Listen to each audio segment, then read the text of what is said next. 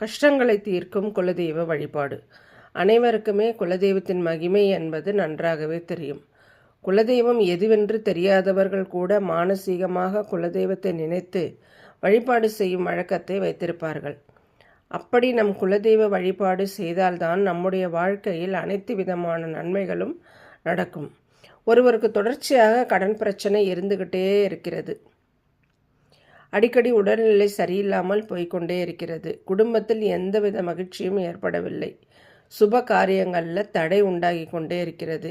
இப்படி பலதரப்பட்ட கஷ்டங்களை அனுபவித்து கொண்டு இருக்கக்கூடியவர்களுக்கு குலதெய்வம் அருள் இல்லை என்று அர்த்தம்.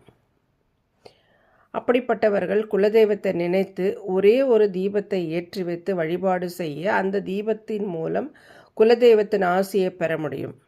அதை பற்றி தான் இந்த பதிவில் நாம் பார்க்க போகிறோம்.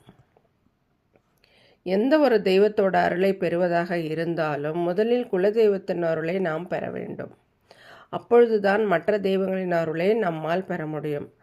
அதனால்தான் நாம் செய்யக்கூடிய வழிபாட்டில் முதலில் விநாயக பெருமானை வழிபாடு செய்துவிட்டு அடுத்ததாக குலதெய்வத்தை வழிபாடு செய்ய வேண்டும்.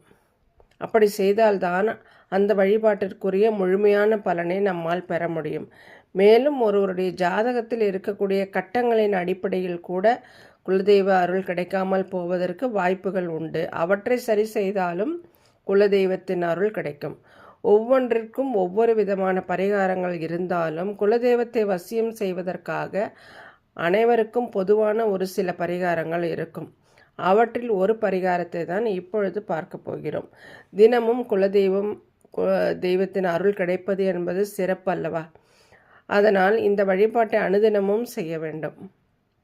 இதற்காக புதிதாக ஒரு அகல் விளக்கை வாங்கி கொள்ளுங்கள். அதை சுத்தம் செய்து அதற்கு சந்தனம் குங்குமம் வைத்து கொள்ளுங்கள். அதை ஒரு தாம்பாள தட்டில் மேல் வைக்க வேண்டும். பிறகு அதில் இலுப்ப எண்ணெய் ஊற்றி பஞ்சு திரி போட்டு குலதெய்வத்தின் பெயரை சொல்லி தீபம் ஏற்ற வேண்டும். இப்படி தினமும் விளக்கேற்றும் பொழுது இந்த அகல் விளக்கிலும் தீபம் ஏற்ற ஏற்ற குலதெய்வத்தின் அருள் பரிபூர்ணமாக கிடைக்கும். அதன் மூலம் நம்முடைய கஷ்டங்கள் தீரும். இப்படி குலதெய்வத்தை நினைத்து தீபம் ஏற்றி நம் வழிபாடு செய்வதன் மூலம் குலதெய்வத்தின் அருளால் நம்முடைய வழிபாட்டிற்குரிய முழுமையான பலன் நமக்கு கிடைக்கும். ஆண் தெய்வமாக இருந்தாலும் சரி, பெண் தெய்வமாக இருந்தாலும் சரி, இந்த ஒரு தீபத்தை குலதெய்வத்தை நினைத்து ஏற்றி பாருங்கள். உங்களுடைய வாழ்க்கையில் இருக்கக்கூடிய கஷ்டங்கள் அனைத்தும் படிப்படியாக விலகுவதோடு நல்ல முன்னேற்றத்தையும் பெறுவீர்கள் என்ற தகவலை கூறி இப்பதிவினை நிறைவு செய்து கொள்கிறோம். நன்றி. வாழ்க வளமுடன்.